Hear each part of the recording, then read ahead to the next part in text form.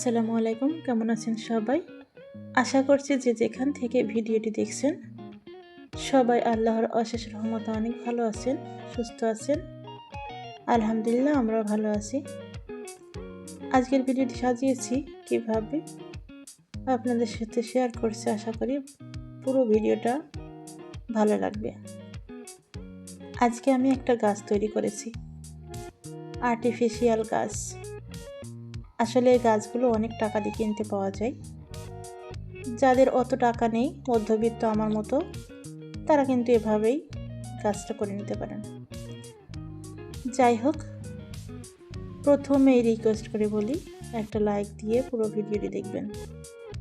আমার ছেলেকে দিয়ে আমি বাজার করিয়েছিলাম, 2টা মুরগি আনছিল, আরও অনেক বাজার করেছিল, সেগুলো আসলে ভিডিও করিনি।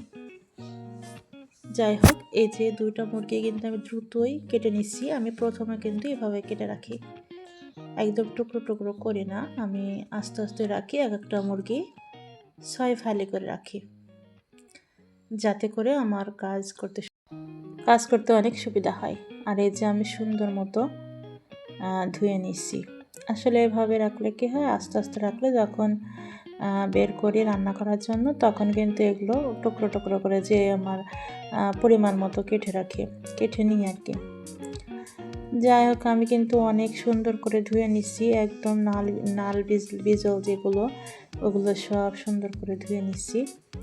এগুলো কিন্তু টেনে টেনে না দিলে, স্পিড বাড়িয়ে না দিলে কিন্তু অনেক টাইম লাগে। আর এই যে আমি বক্সে রেখে দেব। এই বক্সে আমার 2টা মুরগি 3 কেজি না কয়েক কেজি জানি না, 2টা মুরগি আমি 4টা ভাগ করে রাখতেছি, 4টা বাটিতে, 4 দিন খাবো আর কি। যাই হোক, সাথে থাকুন প্লিজ। সবাইকে আরও একবার রিকোয়েস্ট করি, ভিডিওটি লাইক দিয়ে কন্টিনিউ করবেন। আর যারা নতুন দেখবেন তাদেরকে রিকোয়েস্ট করি দেখতে থাকুন, ভালো লাগবে। ভালো লাগলে সাবস্ক্রাইব করে পরবর্তীতে দেখার জন্য পাশে থেকে যেতে পারেন।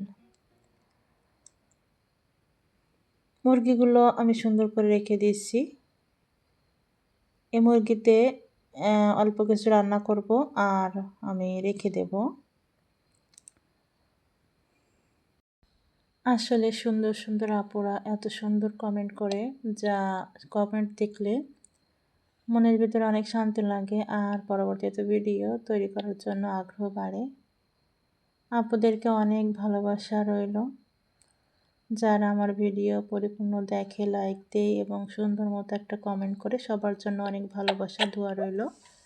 আমি কিন্তু মাংসগুলোকে বাটিতে ভরে রেখে দিয়েছি।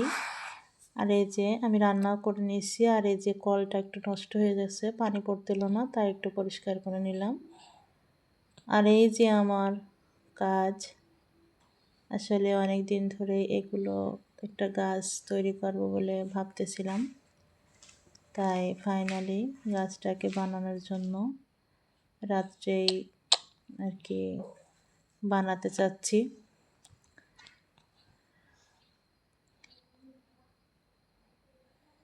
তবে এত সুন্দর হয়েছে, একদম রিয়েল প্ল্যান্টার মতো দেখাচ্ছে। আমি কিছুদিন আগে একটা অনেকগুলো প্ল্যান্টার কিনেছিলাম, টপ প্লাস্টিকের, সেই টপের ভিতরে কিন্তু আমি এটা সেট করব। আর এই যে আস্তে আস্তে পাতাগুলো সব লাগিয়ে নিচ্ছি। চাইলে আপনারা কিন্তু এভাবে একটা গাছ তৈরি করতে পারেন। সামনে আমার ইচ্ছা আছে আরও গাছ তৈরি করব।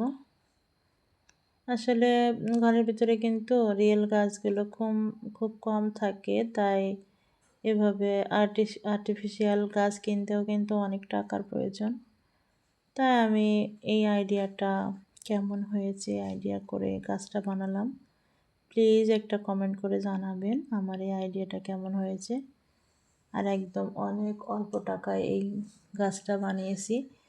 এই শুকনো ঢালটা ছিল আমাদের একটা কমলার গাছ, মারা গিয়েছিল, শুকিয়ে সেই গাছটাকে কেটে নিয়ে এসে তারপরে এটাতে পাতা লাগিয়ে দিয়েছি। আমি পরবর্তীতে কিন্তু টেপ লাগিয়ে দেব সবুজ কালারের, যাতে গাছ গায়ের যে হিবিজিবি আছে সেগুলো যাতে না দেখা যায়। এখন রাত্রে তো, তাই সে টেপটা নাই এই জন্য। আর এই যে গাছটাকে কিন্তু টবের ভিতরে সেট করে নিচ্ছি।